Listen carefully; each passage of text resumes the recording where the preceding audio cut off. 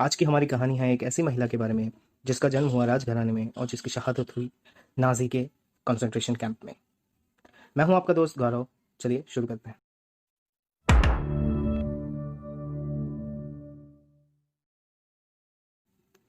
आज की हमारी कहानी है वो एक इंडियन ओरिजिन ब्रिटिश स्पाई की है, नूर इनायत खान। ये वो महिला थी जिन्होंने वर्ल्ड वॉर टू में बहुत अच्छी तरीके से अपने स्किल्स का उपयोग करते हुए फ्रांस और ब्रिटिश ऑर्गेनाइजेशन की तरफ से काम करते हुए वर्ल्ड वॉर टू का नक्शा ही बदल दिया। नूर इनायत खान का जन्म 1914 में रशिया के मॉस्को शहर में हुआ था और उसी के बाद जैसे वर्ल्ड वॉर वन स्टार्ट हुआ तो उनकी फैमिली को मॉस्को से जाना पड़ा और वो जाके रहने लगे फ्रांस में। ऐसा कहा जाता है कि नूर इनायत खान टीपू सुल्तान के वंशजों में से है, इसलिए उन्हें प्रिंसेस भी कहा जाता था। नूर इनायत खान लिखने की बड़ी शौकीन थी। उन्होंने स्टोरीज, पोएम्स ये वगैरह लिखी और उसके बाद अपना करियर स्पाई में बनाने की इच्छा जताते हुए ब्रिटिश ऑर्गेनाइजेशन में काम करना उन्होंने शुरू किया।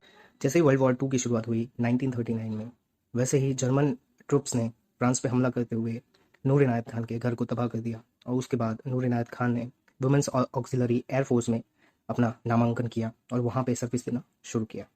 जितना वो फ्रांस को प्यार करती थी और जितना उसको नाजियों से बचाना चाहती थी, वैसे ही उनके दिल में इंडिया की एक अलग ही जगह थी। एक इंटरव्यू में नूर इनायत खान ने कहा था कि जैसे ही ये जंग खत्म हो जाएगी तो मैं अपनी सारी उम्र और अपना सारा जो भी कर्म है वो इंडिया के इंडिपेंडेंस में लगाना चाहूँगी।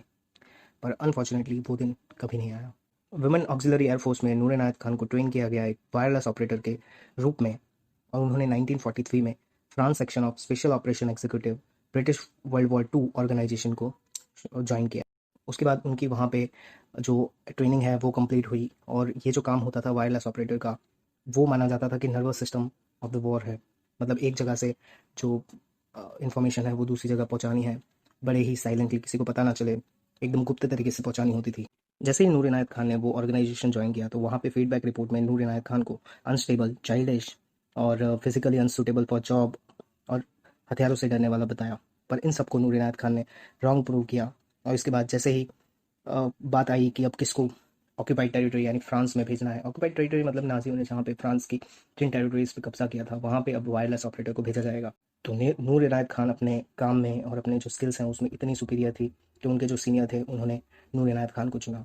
वायरलेस ऑपरेटर का काम ये होता था कि जो भी सीक्रेट मैसेज है उनको एक जगह से दूसरी जगह वायरलेसली पहुंचाना और एकदम गुप्त तरीके से पहुंचाना, जैसे कि कहाँ पे हथियार रखे हुए हैं दुश्मन के या कहाँ पे अब वो सोच रहे हैं अगला टारगेट करने का। ये सब काम वायरलेस ऑपरेटर का होता था, जिसमें नूर इनायत खान एक अव्वल नंबर की स्किलफुल महिला थी। साथ ही साथ इस काम में बहुत ही खतरा होता था क्योंकि जैसे ही आपको एनिमी अगर पकड़ लेता था तो उसके बाद आपका बचना मुश्किल होता था। नूर इनायत खान काफ़ी निपुण निकली इसमें। जैसे ही वो मैसेज भेज देती थी उसके बाद अपना चेहरा और अपना मेकअप वगैरह चेंज करके छुप जाया करती थी और एक जगह से दूसरी जगह एकदम तुरंत ही एग्जिट रूट पा लिया करती थी। नूर इनायत खान को फ्रांस भेजा गया नई आइडेंटिटी के साथ, जो थी जीन मैरी रेनियर, जो एक चिल्ड्रंस की नर्स थी, प्रोफेशनल नर्स। उसके बाद उन्होंने वहाँ पे अपना मिशन शुरू किया। नूर इनायत खान ने अपना काम बखूबी निभाया ऑपरेटर के रूप में। वो पकड़े जाने से हमेशा बचती रहीं, अपनी लोकेशन चेंज करती रही हमेशा, एक भी चांस नहीं छोड़ती थी कि नाजीज उनको पकड़ लें। पर एक दिन ऐसा हुआ कि उनके जो डबल एजेंट थे उन्होंने उनको धोखा दिया। मतलब कि उन्हीं के साथ के जो कलीग थे उन्होंने सिर्फ चंद पैसों के लिए उनको नाजियों के हवाले कर दिया, वो भी 1 लाख फ्रांस के लिए सिर्फ। जर्मनी यानी नाजियों के द्वारा पकड़े जाने के बाद नूर इनायत खान को दचाऊ कॉन्सेंट्रेशन कैंप में बाकी अलग एजेंट्स के साथ अरेस्ट कर लिया गया और वहाँ पे उनको भेज दिया गया और उनको टैग किया गया हाईली डेंजरस के रूप में।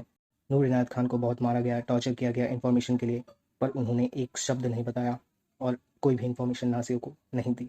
13 सितंबर की सुबह 1944 को नूर इनायत खान को दचाऊ कॉन्सेंट्रेशन कैंप में 3 और महिलाओं के साथ एग्जीक्यूट कर दिया गया, यानी कि मार दिया गया। उनको अपने घुटनों के बल बिठाया गया और सिर पे गोली मार दी गई। जिन लोगों ने नूर इनायत खान के बारे में लिखा है या पढ़ा है, जो उन्हें जानते थे, उन्होंने ये कहा कि लास्ट जो शब्द थे नूर इनायत खान के वो थे लिबरेट, मतलब कि आज़ादी। तो ये थी कहानी एक ऐसी महिला की जिनका जन्म हुआ प्रिंसेस के रूप में और मौत हुई एक दुनिया की सबसे बेहतरीन स्पाई के रूप में। आई होप आपको पसंद आई होगी ये स्टोरी। तो इसको ज़्यादा से ज़्यादा शेयर कीजिए, लाइक कीजिए, ताकि लोगों को पता चल सके कि नूर इनायत खान जैसी महिलाएं भी थी वर्ल्ड वॉर टू के दौरान जिन्होंने अपने कर्मभूमि के लिए अपनी जान तक गंवा दी।